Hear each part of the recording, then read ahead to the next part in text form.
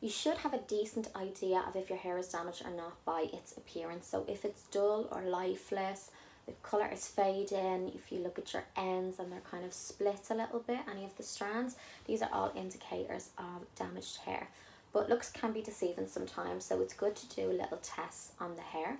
So I'm going to show you how to do 2 little strand tests at home. Very simple. So by strand tests I mean literally just take 1 strand of hair.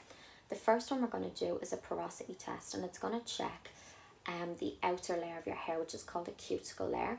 And it's made up of lots of little overlapping layers like this. They should be nice and tightly packed and nice and smooth. That's a healthy cuticle. But often they can get rough or disrupted, and they can sit upwards a little bit. That's when the hair has been damaged. So if you just take 1 strand between your thumb and index finger, use your other thumb and index finger and just glide up the strand like that. If you feel any lumps, bumps, roughness, anything like that, it's a sign that the cuticle is damaged. If it kind of glides up nice and easy and smooth and you hear a squeak on the hair, this is a sign of a healthy cuticle. So it means the layers are lying nice and flat and smooth. The other test you can do is for the elasticity of your hair. So your hair should have some elasticity, meaning it should stretch and return to its original length without snapping or breaking.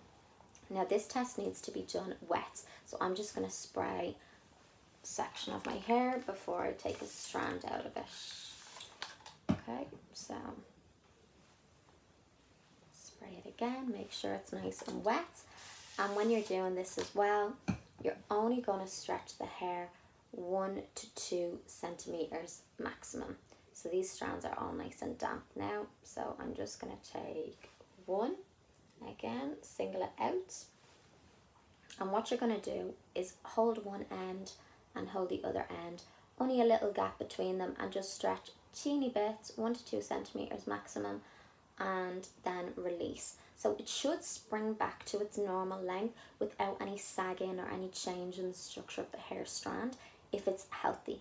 If it snaps or breaks or has a sag that won't return to its normal length, this is also a sign of damaged hair.